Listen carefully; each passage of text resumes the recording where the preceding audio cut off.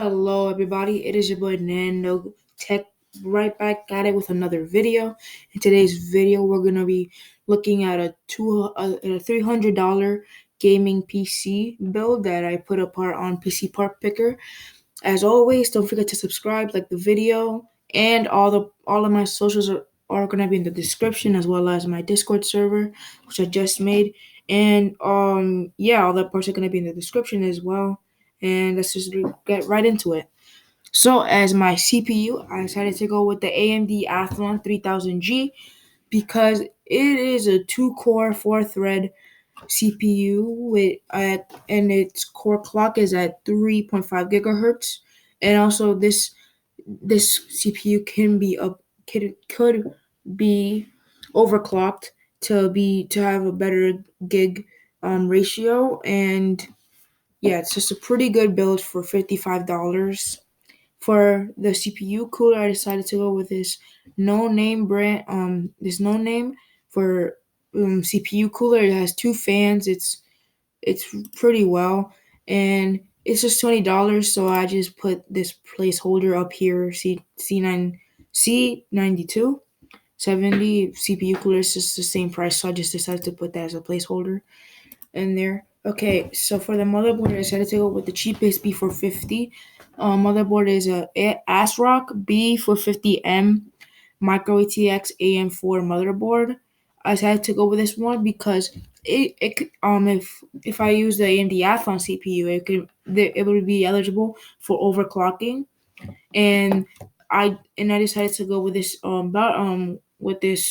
CPU cooler just for that, so I can overclock and take it to the max performance, so we can get those FPS as because this isn't a very cheap APU. It has Radeon 3 graphics, and we might just need that CPU horsepower at the end of the day for gaming and doing all of your tasks.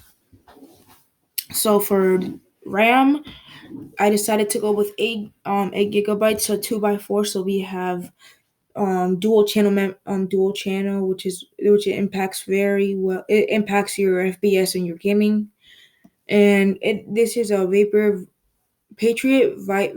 Elite 8 gigs, clocked at 2660 megahertz. For this is a pretty good memory, and also this could be overclocked to a higher megahertz, to a higher speed, which is better for all AMD CPUs, because as we all know, higher speeds means a better performance or better quality gaming, or like it just makes the CPU a little bit faster and way better. Okay, for storage, I tried to go with a 500 gig Western Digital Caviar Blue because it is, as I said, we're working on a budget, so I just need the cheapest hard drive that we can with a decent space.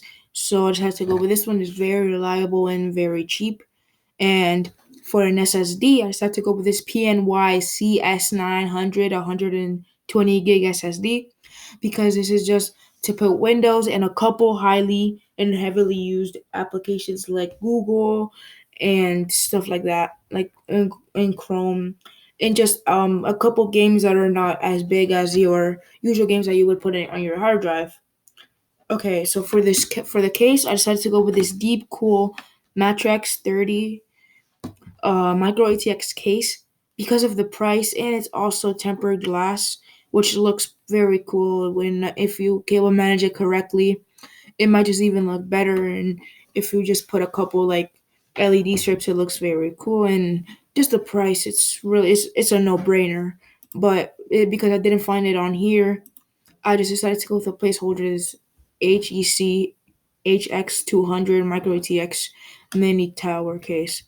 And finally, for the power supply, I decided to go with the Thermaltake Smart Series 430 watts, 80 plus white certified ATX power supply because of the price, and also because it's a very good and normal white wattage PSU for the price. And as you know, the estimated wattage is not that high, and also we can just put a in the future you can put a graphics card in, and it will just be fine.